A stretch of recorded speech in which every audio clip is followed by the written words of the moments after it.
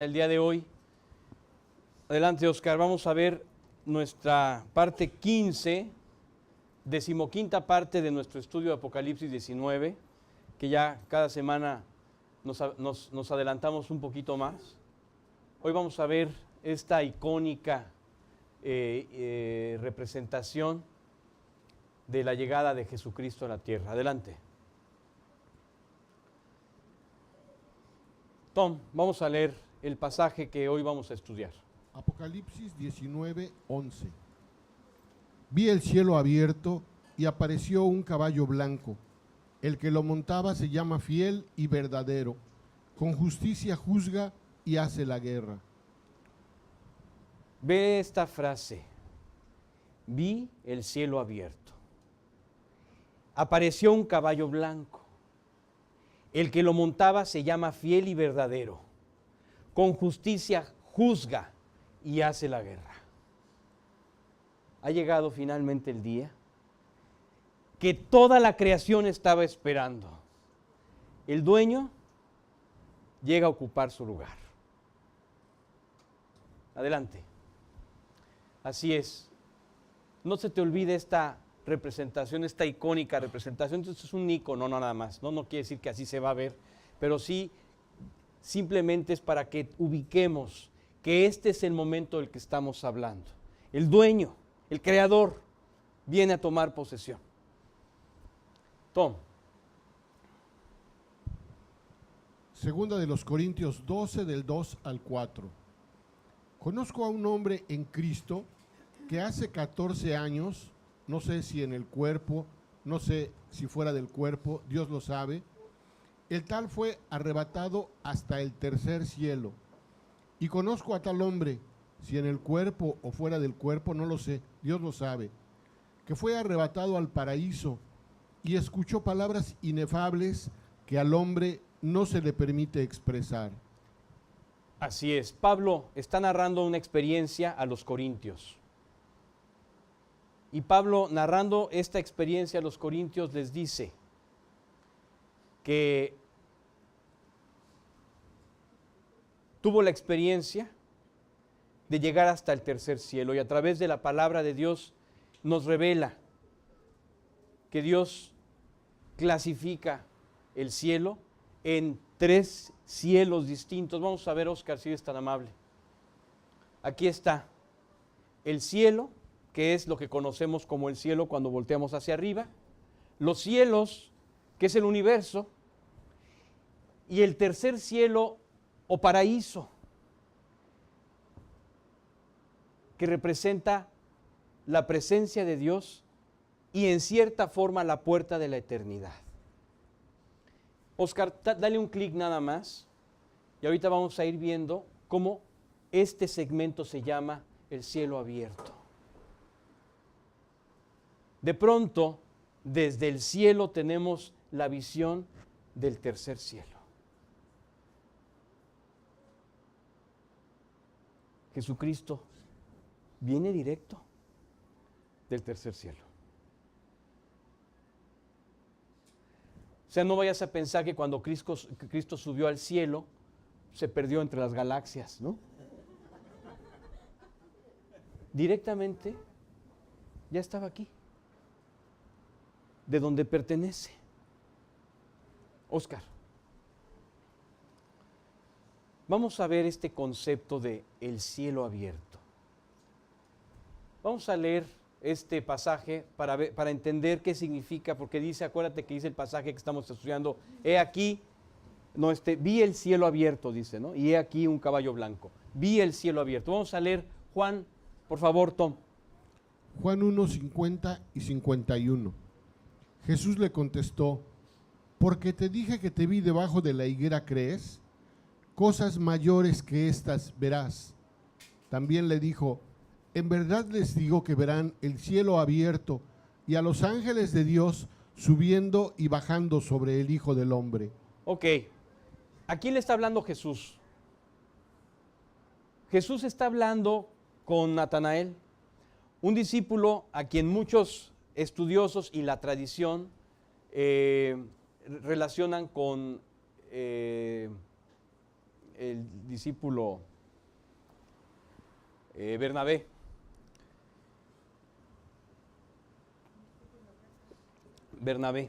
Pero, digo Bartolomé. Pero en realidad es que no sabemos si era la misma persona. No hay ninguna referencia que nos aclare que era la misma persona. Por tradición se suele pensar que podría ser la misma persona. El punto es que Natanael, en cuanto vio a Jesús, porque se lo llevó Felipe, vio a Jesús, y Jesús, desde que venía caminando, le dijo: he aquí un verdadero israelita en quien no hay engaño. Y entonces Natanael le dice: ¿me conoces, Rabí? ¿De dónde me conoces? Y entonces la respuesta de Jesús a Natanael fue contundente: cuando estabas debajo de la higuera, te vi.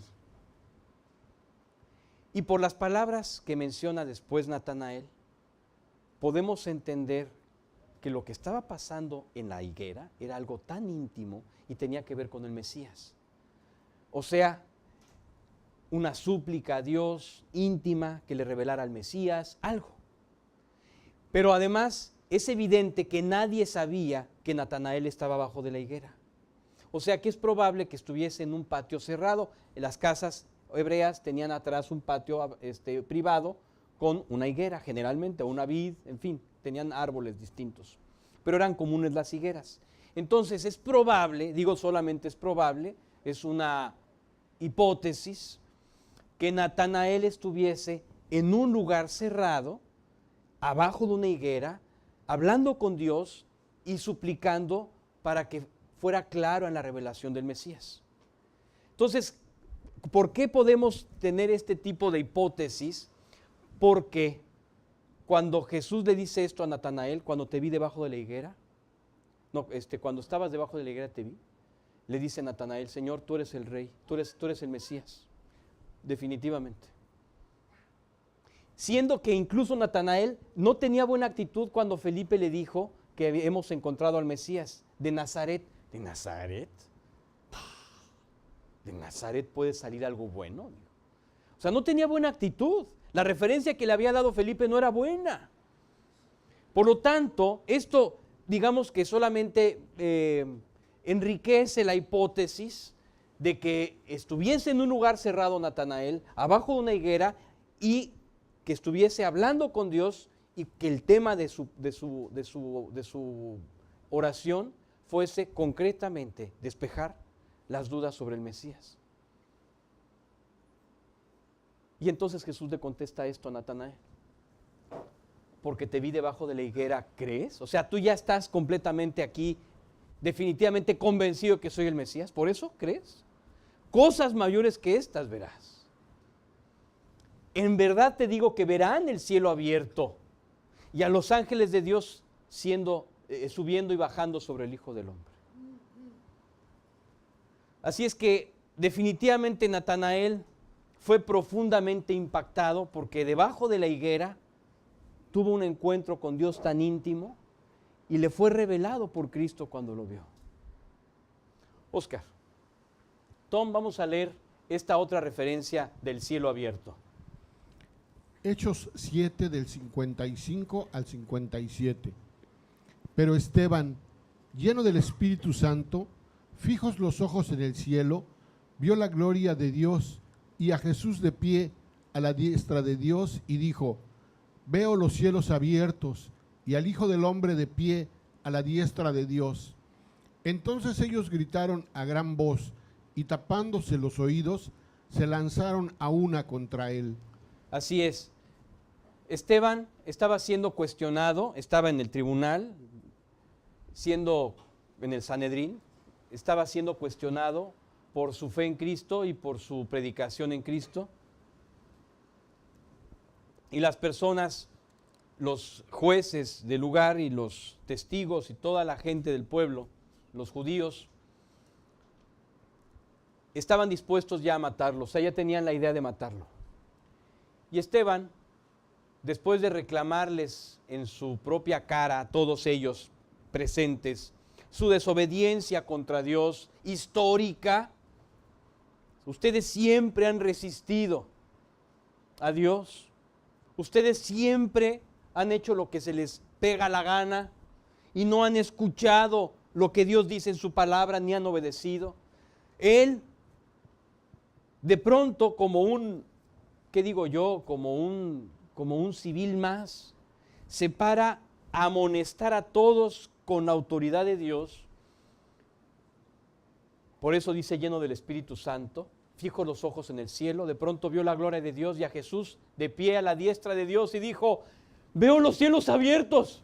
¡Qué impacto, qué momento tan impactante! Veo los cielos abiertos. Y ahí está Jesús. Pues claro que ellos no podían ver eso. Y se lanzaron a una contra él y evidentemente lo mataron. Hay algunas representaciones de los cielos abiertos, ¿no? Imagínate, así lo pintan aquí, así lo pintan acá y aquí así representan la muerte, el asesinato de Esteban. Bien. Tom, vamos a leer ahora esta referencia de Pedro. Hechos 10, del 10 al 12. Pedro tuvo hambre y deseaba comer, pero mientras le preparaban algo de comer, le sobrevino un éxtasis. Vio el cielo abierto y un objeto semejante a un gran lienzo que descendía, bajado a la tierra por las 4 puntas. Había en él toda clase de cuadrúpedos y reptiles de la tierra y aves del cielo. Así es. Ahí Pedro vio el cielo abierto. Oscar. Esta es otra representación de esta escena. Es una representación donde se ve cómo baja el lienzo atado de las 4 puntas con toda clase de animales. Dios le dijo en esta ocasión, Pedro, levántate, mata y come. Y de esta forma Dios le estaba diciendo, estoy abriendo el evangelio a los gentiles. Aquellos que son inmundos para ustedes, ya no son inmundos más.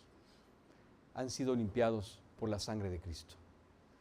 Y esto es lo que Dios usó para ilustrar al apóstol Pedro, que las cosas iban a cambiar con respecto a su idea de la salvación. Así es que aquí también vio Pedro el cielo abierto. Adelante, Oscar.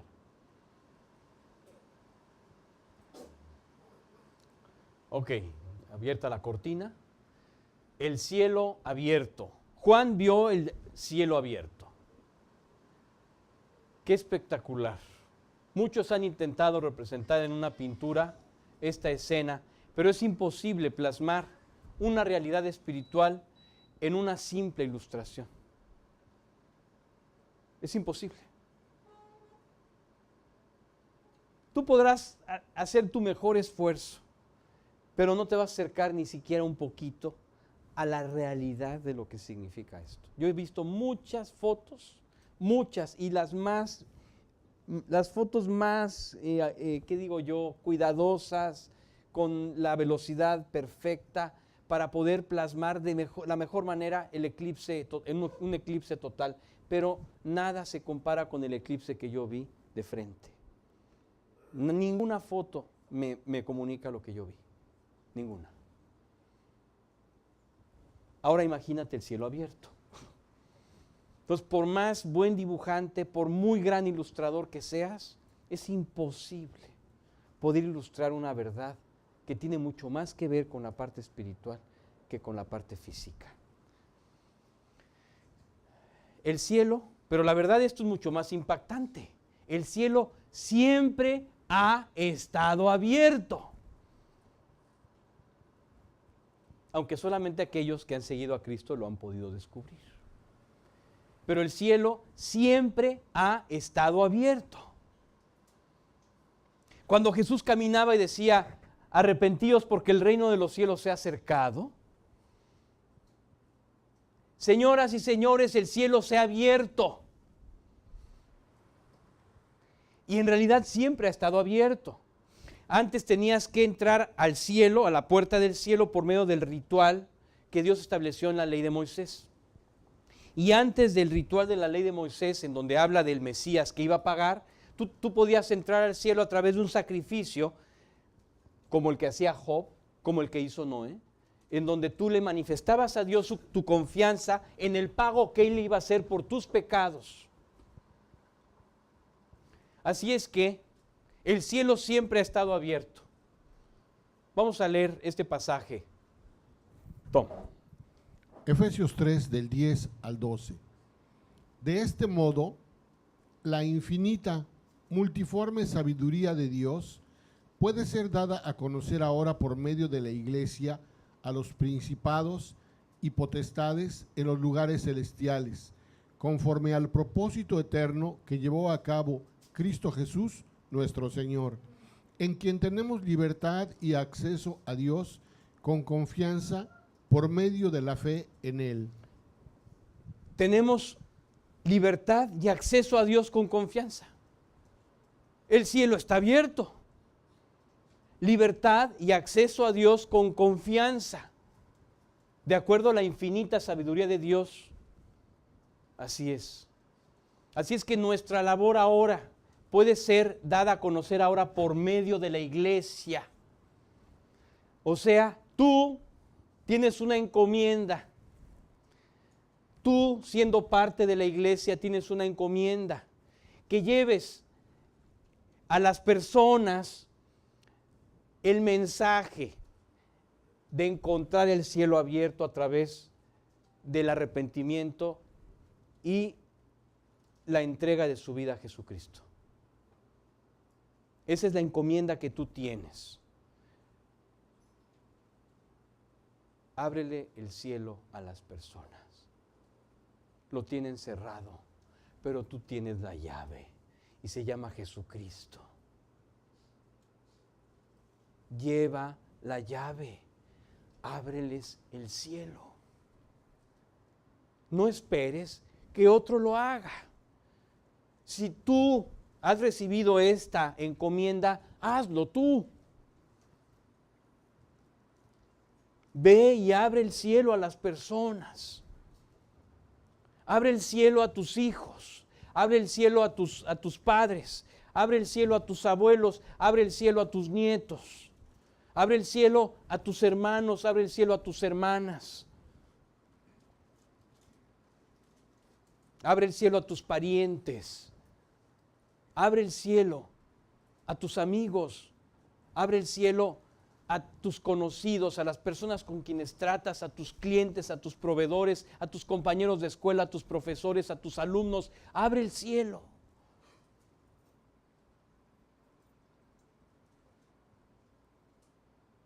Tú tienes la llave y tienes la encomienda. Abre el cielo. Oscar. Tom. Hebreos 4, del 14 al 16. Teniendo pues un gran sumo sacerdote que trascendió los cielos, Jesús, el Hijo de Dios, retengamos nuestra fe, porque no tenemos un sumo sacerdote que no pueda compadecerse de nuestras flaquezas, sino uno que ha sido tentado en todo como nosotros, pero sin pecado. Por tanto, acerquémonos con confianza al trono de la gracia para que recibamos misericordia y hallemos gracia para la ayuda oportuna. Acércate con confianza al trono de la gracia. No hay límite. Yo no sé si tú te has puesto a pensar que no hay límite en el trono de la gracia. Mira, yo traje aquí algo. ¿Cuántos anillos le podrán caber a esta caja? No sé, pero sin duda tiene una capacidad. Va a llegar un momento en el que no quepan más. ¿Cuál es el límite de los anillos? La caja. Si yo tengo esta otra, pues van a caber más anillos, pero también tiene una capacidad y de pronto van a dejar de caber. ¿qué te parece que el recipiente sea tu fe?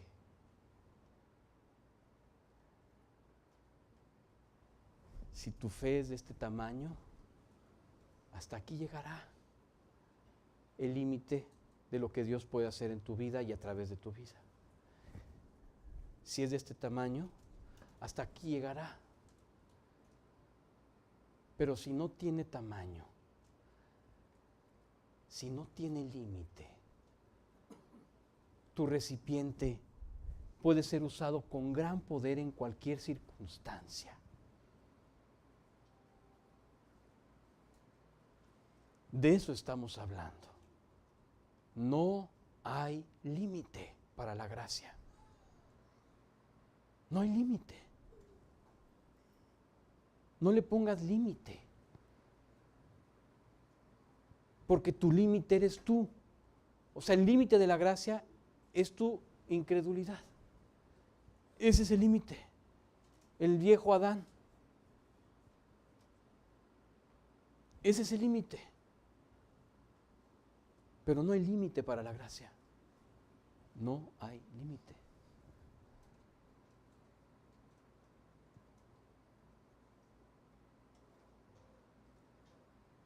Aquí hay una reflexión profunda.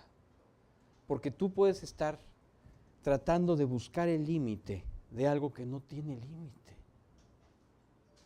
Yo recuerdo aquel día que un pariente que acababa de recibir a Cristo, había yo orado con esa persona y este pariente aceptó a Cristo en su corazón y lo primero que me dijo cuando aceptó a Cristo después de orar, me dijo, ahora dime qué puedo hacer y qué no puedo hacer. Le dije, bueno, te voy a decir, puedes hacer todo, pero no todo te conviene. Vas a ir descubriendo el sendero del camino a través de la palabra de Dios. Pero lo que sí te puedo decir es que no hay límite en lo que puedes hacer con Cristo. No hay límite. Tienes que entender que no hay límite. Tú te pones el límite por tus temores, tú te pones el límite por tu flojera, tú te pones el límite por tu egoísmo. Pero ese es el límite que tú te pones. Dios no tiene límite en su gracia contigo. Tú eres un recipiente sin límite. El límite es tu fe. Por lo tanto, no le pongas tapa a tu recipiente. De ninguna manera le pongas tapa a tu recipiente.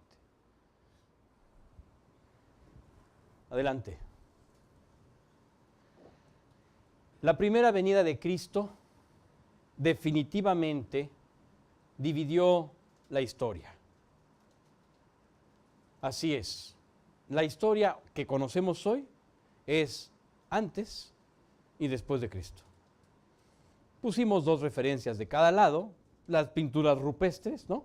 Antes de Cristo, los griegos como Sócrates, Eurípides, Pitágoras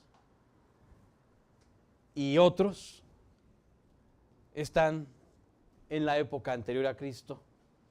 Y después de Cristo pusimos como referencia a Mozart, como referencia el viaje del hombre a la luna, solamente son referencias. Pero nada más para que quede claro que hay un antes y después de Cristo en la historia. Bien, como también Jesucristo dividió tu vida y tu historia. Tu vida es una antes de Cristo y otra después de Cristo. Yo puse como referencia pues la mía porque es de la que puedo hablar, ¿no? Aquí está, antes de Cristo, después de Cristo.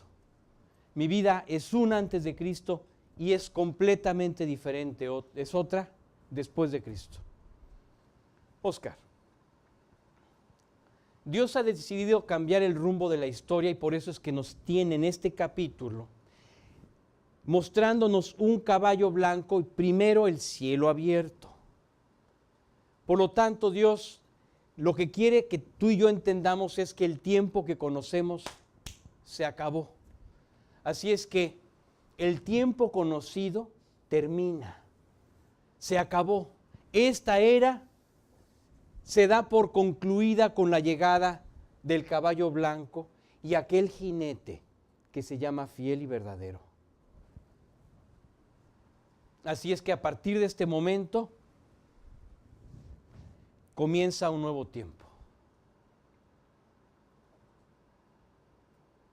Se acabó el tiempo pasado. Comienza un nuevo tiempo. Todo lo que está atrás se acabó. A partir de aquí, un nuevo tiempo inicia. Óscar. Por eso se ha abierto el cielo. Por eso viene esta señal. Por eso el cielo, de pronto, no le piques, ahora sí, déjale ahí, solito va a hacer el movimiento. Vuelve a retrasar y, exacto. ¿Qué va a pasar? Que de pronto se va a ver el cielo que se abre y va a aparecer desde el tercer cielo, poco a poco, la puerta que se vaya abriendo hasta que llegue a nosotros y aparezca aquel caballo blanco con todo el séquito. Quiero decirte que tú y yo vamos a estar ahí. Claro, definitivamente vamos a estar ahí en la llegada de Cristo a la tierra. Esto va a suceder después del arrebatamiento. Adelante. Hoy el cielo está abierto. Es tiempo de conectarnos, porque el cielo está abierto. Es tiempo de abrir la puerta del cielo. Óscar. Así es. Aquí hay una familia, ¿no? Una familia muy bonita, sin duda como la tuya. Y también sin duda, Óscar, solamente algunos tienen a Cristo, otros no. Quienes tienen a Cristo tienen el cielo abierto. Quienes no tienen a Cristo tienen el cielo cerrado. Y nuestra labor es ganarlos para Cristo aquellos que todavía no han podido entender que hay un cielo abierto esperándolos.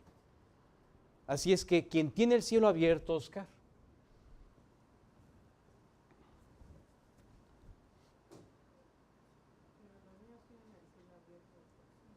bueno, sí, pero no quería entrar en confusión, por eso no lo puse. Pero ellos tienen un cielo abierto como por inocencia, no porque han aceptado a Cristo, sino por inocencia. Sí, siguiente. Ok, esta chica que tiene el cielo abierto, a donde vaya tiene el cielo abierto. El cielo abierto está en ella. Por lo tanto, se mueve a la derecha o se mueve a la izquierda, ella tiene el cielo abierto con ella.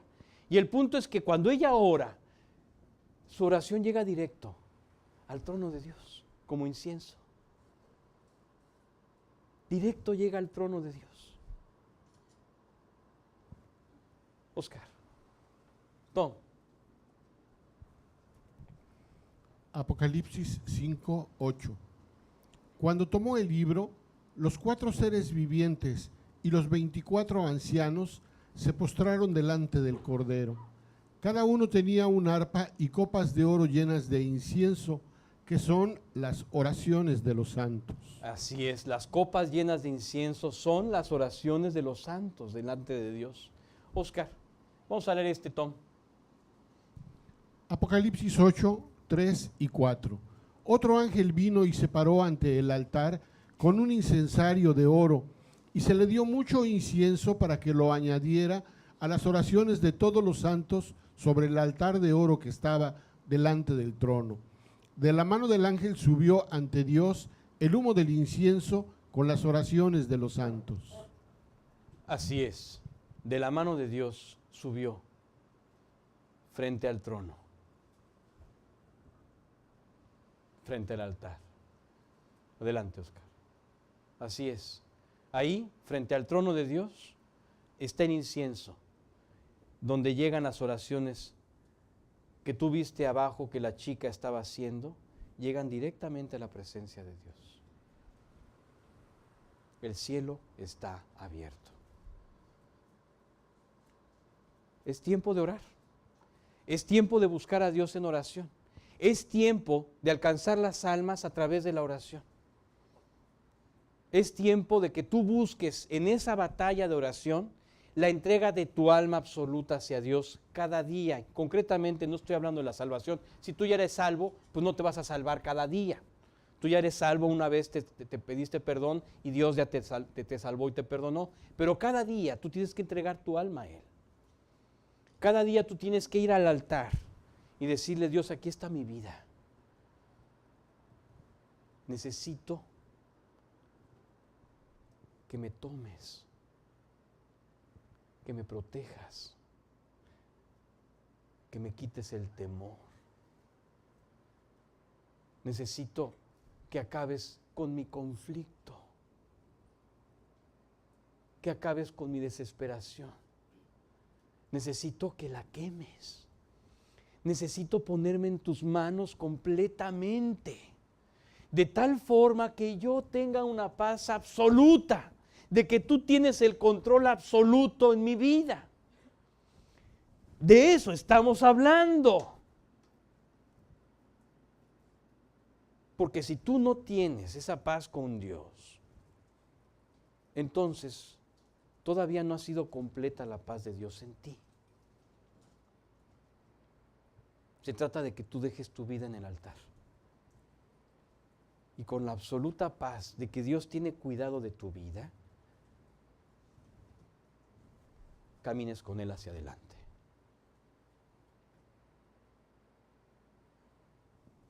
Oscar. Las profecías sobre la primera venida de Jesucristo. La primera venida de Jesucristo fue para salvarnos. Adelante, Oscar. Más de 700 profecías anuncian su salvación, o sea, anuncian su venida para salvarnos. Más de 700 profecías en la palabra de Dios. Tom. Isaías 7:14. Por tanto, el Señor mismo les dará esta señal. Una virgen concebirá y dará a luz un hijo, y le pondrá por nombre Emmanuel, Dios con nosotros. Por ejemplo, esta es una de las profecías de esas 700, de esas más de 700 que hablan de la primera venida de Cristo. Oscar. Tom, esta es otra. Isaías 53, del 3 al 5. Fue despreciado y desechado de los hombres, varón de dolores y experimentado en aflicción. Y como uno de quien los hombres esconden el rostro, fue despreciado y no lo estimamos. Ciertamente Él llevó nuestras enfermedades y cargó con nuestros dolores. Con todo, nosotros lo tuvimos por azotado, por herido de Dios y afligido. Pero Él fue herido, traspasado por nuestras transgresiones, molido por nuestras iniquidades. El castigo por nuestra paz cayó sobre Él, y por sus heridas, llagas, hemos sido sanados. Esta es una profunda y maravillosa profecía que prácticamente describe el objetivo de Cristo al pagar por nosotros. Y es otra de las más de 700 profecías. Oscar. Tom. Isaías 53, del 6 al 8. Todos nosotros nos descarriamos como ovejas, nos apartamos cada cual por su camino, pero el Señor hizo que cayera sobre él la iniquidad de todos nosotros. Fue oprimido y afligido, pero no abrió su boca. Como cordero que es llevado al matadero, y como oveja que ante sus trasquiladores permanece muda, él no abrió su boca. Por opresión y juicio fue quitado. Y en cuanto a su generación, ¿quién tuvo en cuenta que él fuera cortado de la tierra de los vivientes por la transgresión de mi pueblo, a quien correspondía la herida? Habla de una intercesión, habla del tipo de salvación que iba a efectuar, habla de su mansedumbre para ir a la cruz, a pesar de que tenía el poder de Dios de matar a todos sus perseguidores en ese momento. No usó ese poder, se dejó llevar, se dejó ganar, se dejó atrapar por amor a ti, porque era la única forma de salvarte. Y esta es otra de las más de 700 profecías. Oscar. Este hombre se llama Luis Río. Luis Río es el dueño de los hoteles Río. No sé si te suena, pero aquí en Cancún tenemos cerca, por lo menos 3, no sé si 4, hoteles de este hombre. Además de Cancún, tiene en Florida, tiene en Sri Lanka, tiene en New York, tiene en Madrid y tiene en 16 países. Creo que ya son más de 16 porque ahorita mismo están construyendo, aunque todavía no han inaugurado, en 2 países más. Bueno, este hombre, Luis Río, cuando llega a Cancún, ¿a dónde crees que llega? ¿Llegará a la fiesta americana? Pues llega a su hotel, ¿no? Es el dueño. ¿Y le pasarán la cuenta del hotel al dueño? Pues no, pues es el dueño. Es el dueño. Es más, te aseguro que debe tener una especie como de oficina o un apartado para que cuando él venga, pues él pueda estar ahí. Es el dueño. Y así aquí, y así acá, y así aquí, y así en donde esté, es el dueño. Es suyo. Oscar. Este es el presidente de Johnson Hopkins, que es el número 1 del ranking mundial de hospitales. Es el hospital número 1 del mundo. Se encuentra en la ciudad de Baltimore, en Estados Unidos. Por todas sus instalaciones, los servicios que ofrece, es el hospital número 1. Este hombre, ¿dónde crees que atiende a sus familiares?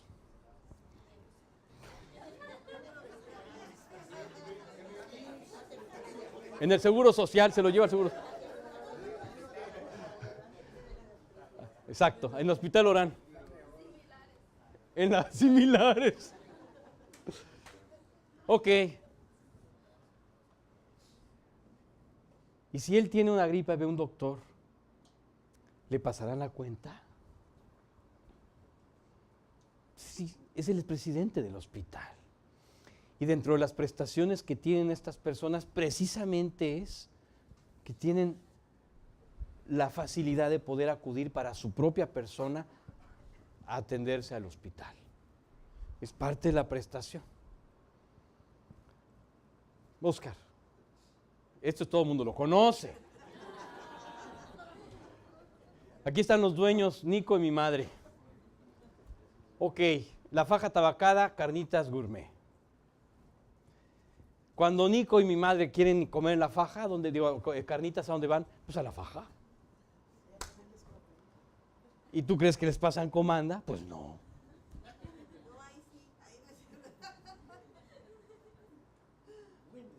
¿Por qué? Pues porque son los dueños. Ahora, ¿por qué comento esto? Porque el dueño del mundo vino a la tierra y no había lugar para él.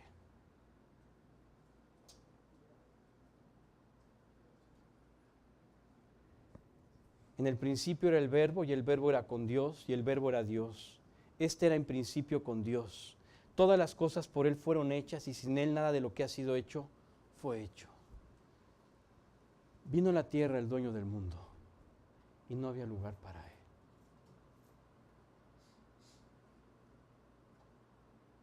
Oscar.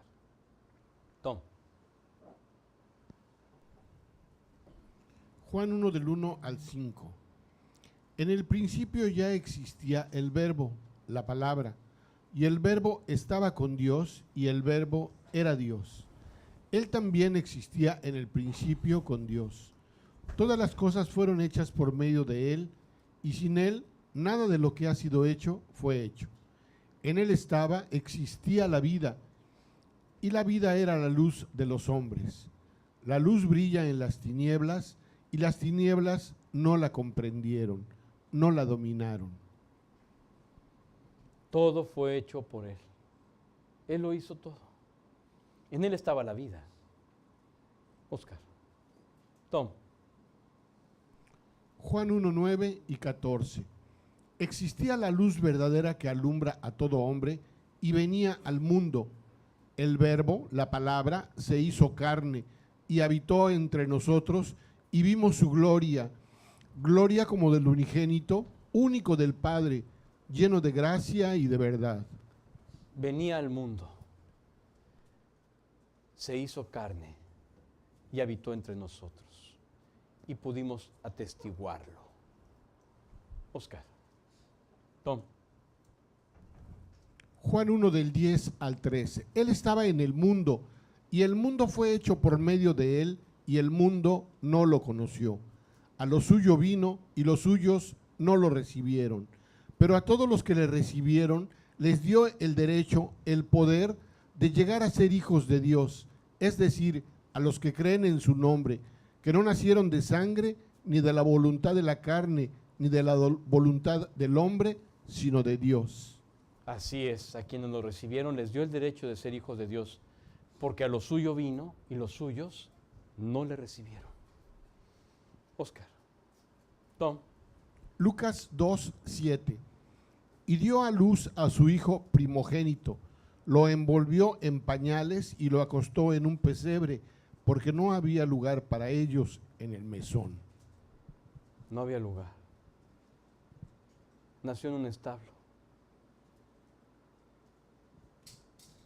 El rey del mundo, el dueño del mundo, llegó a nacer ahí, en un lugar así.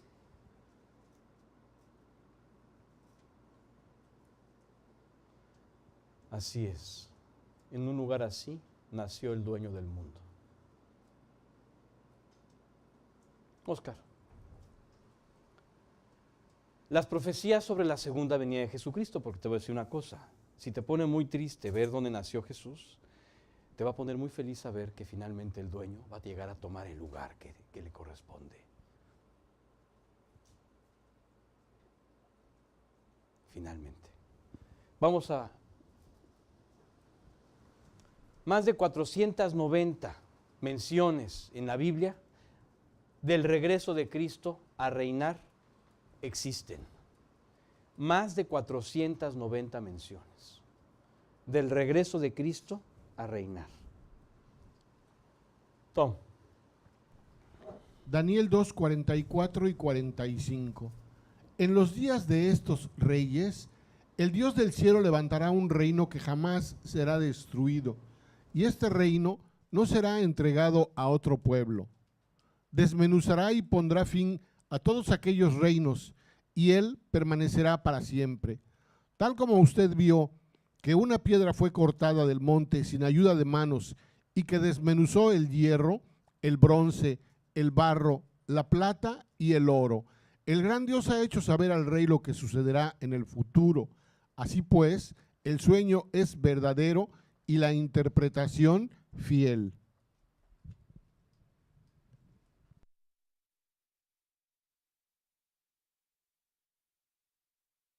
Bueno. En los días de estos reyes, el Dios del cielo levantará un reino que jamás será destruido. Permanecerá para siempre.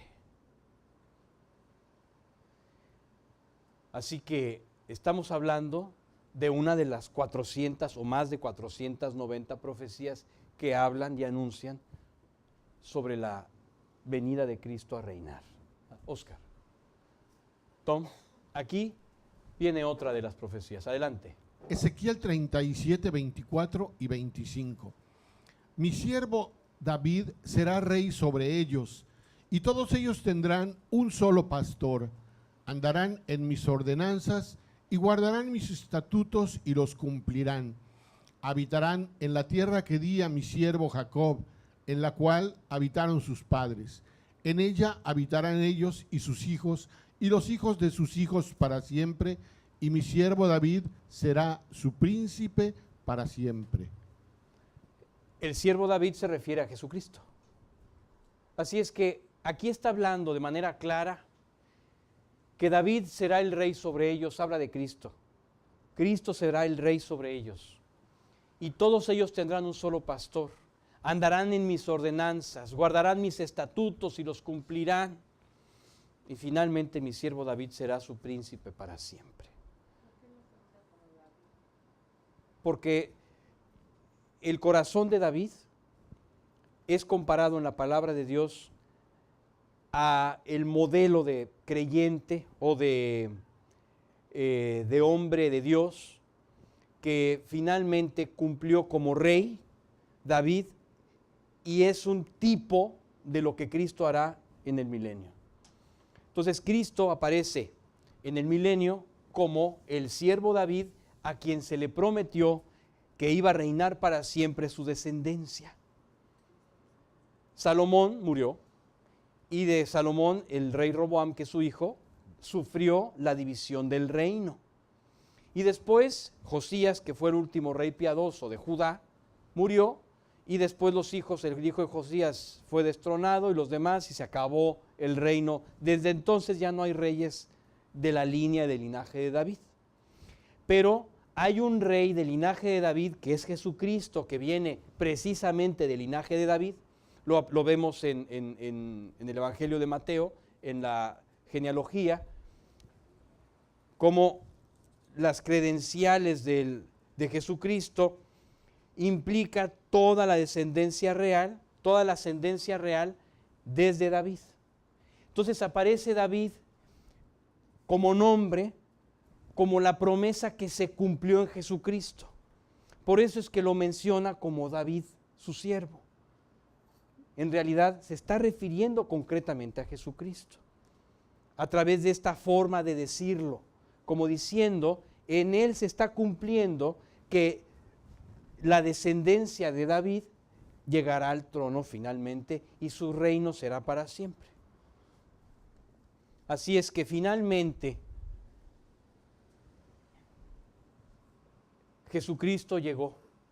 Y aquí están las más de 490 profecías que lo anunciaron. Tom. Daniel 7, 9 y 22. Seguí mirando hasta que se establecieron tronos y el anciano de días se sentó. Su vestidura era blanca como la nieve y el cabello de su cabeza como lana púrpura. Su trono, llamas de fuego y lana sus ruedas. Pura, lana pura, porque púrpura sería como un color. Y el cabello de su cabeza como lana pura. Su trono, llamas de fuego y sus ruedas, fuego abrasador. Hasta que vino el anciano de días y se hizo justicia a favor de los santos del Altísimo. Y llegó el tiempo cuando los santos tomaron posesión del reino. Así es. Habla del reinado de Cristo otra vez en esta profecía. Son ejemplos simplemente de algunas profecías de esas más de 490 que podemos encontrar en la Escritura. Y aquí viene una de ellas en el Nuevo Testamento. Estas son palabras de Jesucristo. Adelante, Tom. Marcos 13, 26. Entonces verán al Hijo del Hombre que viene en las nubes con gran poder y gloria. Claramente diciendo, será el Hijo del Hombre el que venga, o sea yo. Jesucristo está hablando aquí. Él vendrá a reinar. Tomará ese lugar que siempre debió tener y que nosotros, lo voy a decir, hemos despojado como humanidad. Oscar, Tom. Daniel 7, 13 y 14. Seguí mirando en las visiones nocturnas y en las nubes del cielo veía uno como un hijo de hombre que se dirigió al anciano de días y fue presentado ante él. Y le fue dado dominio, gloria y reino, soberanía, para que todos los pueblos, naciones y lenguas le sirvieran. Su dominio es un dominio eterno que nunca pasará, y su reino uno que no será destruido. Ya más claro ni el agua. Dios vendrá a reinar y tomará el papel que siempre debió haber tomado. O sea, que el hombre siempre debió haber delegado en él y ha usurpado. Eso es lo que quiero decir. Óscar, así es que el gran contraste de las dos venidas de Jesús a la tierra. Una, en su primera venida, Juan el Bautista lo presenta como el Cordero que quita el pecado del mundo. Así es, Juan lo presenta diciendo, este es el Cordero en la primera venida que quita el pecado del mundo. Y la segunda, vamos a leer esto primero que tiene que ver con la primera. Tom, si eres tan amable. Juan 3:16. Porque de tal manera amó Dios al mundo que ha dado a su Hijo unigénito, para que todo aquel que en él cree no se pierda, mas tenga vida eterna. Así es, de tal manera amó Dios al mundo que dio a su Hijo unigénito, la primera venida de Cristo. En su segunda venida, Juan, el apóstol, lo presenta como el Rey, llegando vencedor en un caballo blanco. Así es, aquí está el apóstol Juan diciendo, he aquí un caballo blanco y el que lo monta se llama fiel y verdadero y con justicia juzga y pelea. ¿Qué contraste entre ambas? Óscar, Tom. Apocalipsis 20:4. También vi tronos y se sentaron sobre ellos los que se les concedió autoridad para juzgar. Y vi las almas de los que habían sido decapitados por causa del testimonio de Jesús y de la palabra de Dios, y a los que no habían adorado a la bestia ni a su imagen, ni habían recibido la marca sobre su frente ni sobre su mano. Volvieron a la vida y reinaron con Cristo por 1000 años. Así es. Ahí está. Así es que, mira, esta es la figura. Decía Merrill C. Tenney, que es uno de los grandes investigadores antropólogos de la Biblia, que el César, cuando llegaba vencedor, tenía una costumbre. Óscar, la costumbre era marchar por la vía sacra en el antiguo foro romano, que claro que en aquel entonces no era antiguo, era el foro romano, desde el arco de Tito hasta el arco de Severino Vespucio. Vamos a ver, aquí está la figura en piedra de esta imagen que estamos viendo aquí. Esta imagen está representada en nuestro tiempo, y esta es una imagen representada en la antigüedad cuando el Imperio Romano estaba en funciones. Así es que aquí podemos ver la misma imagen que vemos allá, y es el César marchando con un caballo blanco, marchando vencedor. Esta es el foro romano, esto es una pequeña, es un mapa, digamos, en donde se ve la parte, el centro, el downtown de lo que antes era la antigua Roma.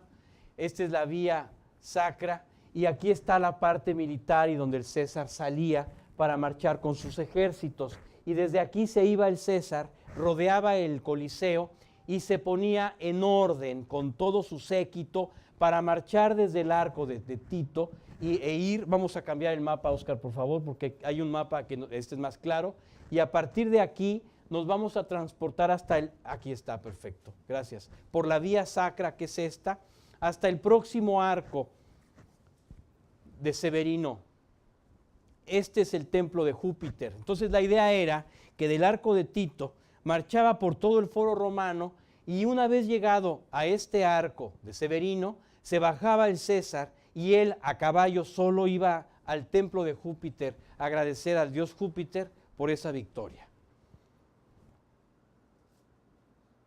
¿Cuál es la idea de todo esto? Que esta es exactamente la idea de lo que Dios te quiere manifestar al presentarte a Jesucristo como vencedor.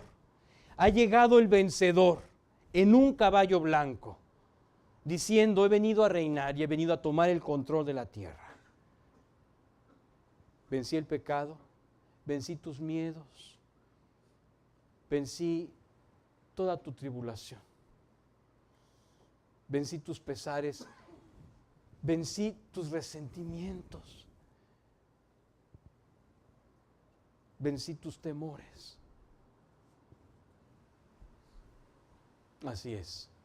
De aquí se desplazaba el rey a caballo, por aquí se entraba y llegaba finalmente al templo de Júpiter. Por aquí hay una imagen que nos permite verlo mejor, aquí está.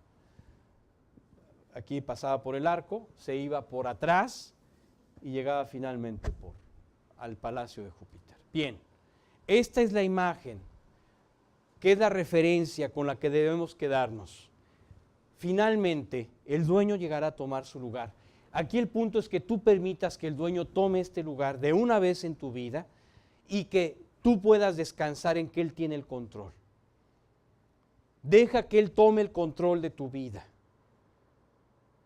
Pero ceder el control quiere decir que tú en realidad sueltes los hilos. Porque tú le puedes decir, sí, Dios, ten. Suéltalos. Sí, ten. Tú tienes que abrir las manos y entregarle los hilos. Si no, no sirve de nada. Ya se lo entregué. Mira, pero entrégaselo, ¿ya? Abre las manos. Ya casi. Abre las manos y entrégale a Él tus temores, tus pesares, tus rencores. Si tienes algo contra alguien, arregla tu corazón. No puedes tener una relación con Cristo sana si tú tienes algo contra alguien. Simplemente no puedes. Entonces díselo, Señor, lo odio con odio jarocho. Necesito que tú transformes este odio y en amor completamente hacia la persona. Tú puedes hacerlo, te pido tu intervención divina y Él lo va a hacer. Así que el cielo se ha abierto. La gran pregunta, ¿qué harás? ¿Lo vas a dejar ahí? Está abierto. O sea, tú puedes tener una entrevista con Dios en este momento. Usa el cielo abierto, aprovéchalo, está abierto. Acércate a Él, dile lo que sientes, lo que temes, lo que no quieres entregar, díselo, que te ayude, dile que te aumente la fe. Porque con esta fe no vamos a llegar a ningún lado. Llega al trono de Dios con tus oraciones. Tú puedes tocar el trono de Dios con tus oraciones. Y Oscar, he aquí el Cristo. ¿Le dejarás reinar? ¿Entregarás los hilos? ¿Alguna pregunta? Bueno, voy al tema de las campañas. Es necesario, antes de orar, que tengas tus invitaciones. Quienes no la tienen todavía, aquí las pueden obtener con Oscar. Cuestan $2, ¿sí no? Con Efeli. Cuestan $2 y esto solamente es para recuperar la inversión de él. Ya te he enseñado que tienen esta maravillosa cualidad, ¿no?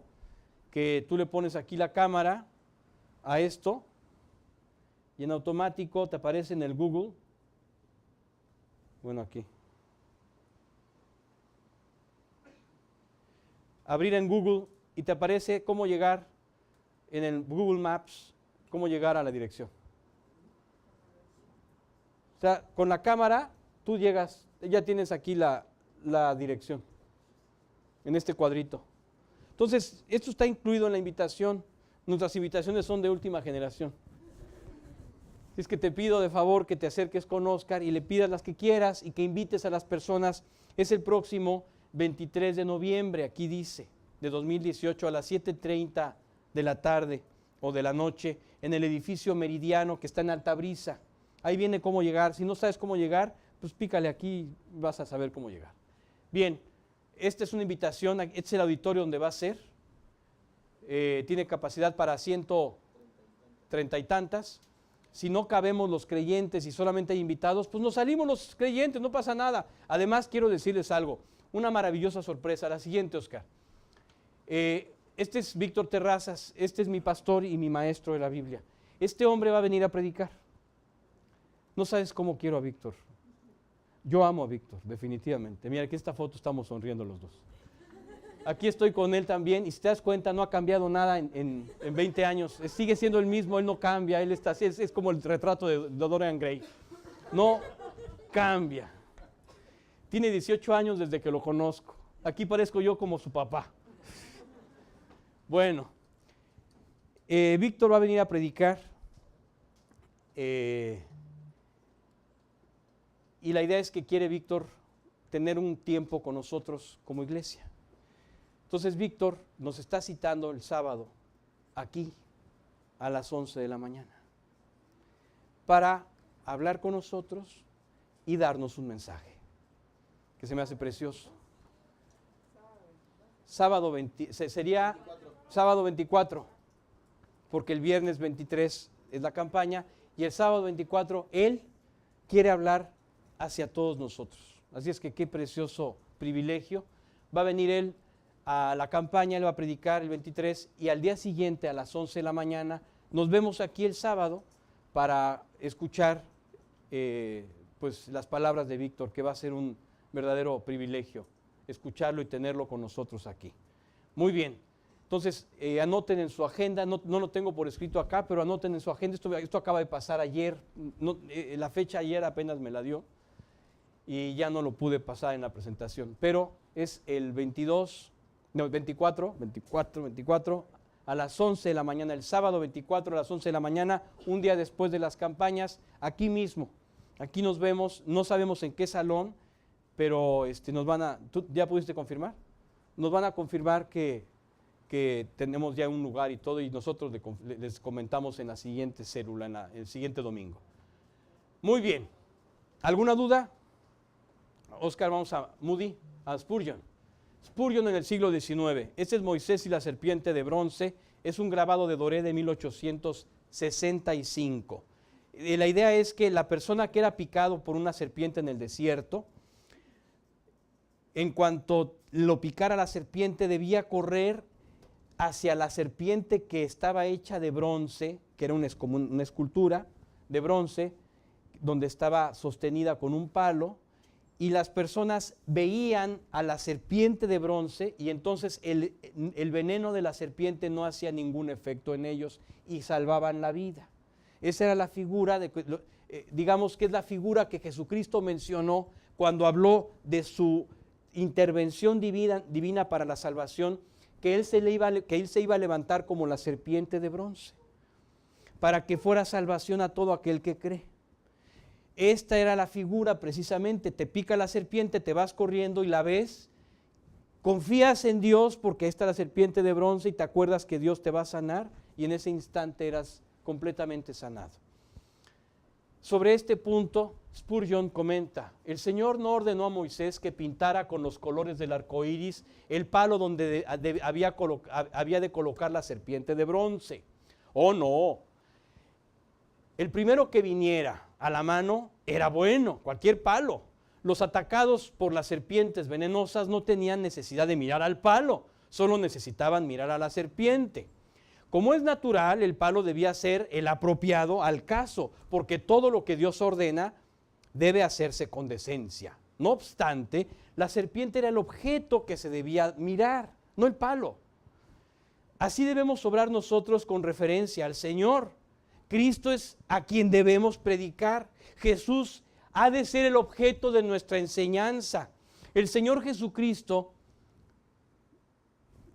al Señor Jesucristo hemos de hacer visible a todos en lugar de ocultarlo al buscar ciencia y elocuencia humanas, tratando de llamar la atención con nuestros propios colores y no con la luz de Cristo. Todos nuestros esfuerzos deben dirigirse a poner en evidencia a Jesucristo, cuidando que nada estorbe que Él pueda o que Él quede, a vista de los pecadores. O sea, nosotros somos el palo que sostiene la serpiente. Nosotros no tenemos ninguna cualidad, solamente sostenemos a la serpiente de bronce. Y tenemos que tener cuidado de no tener ninguna situación que distraiga de que el objetivo es Jesucristo y a Él predicamos. Muy bien, vamos a dar gracias.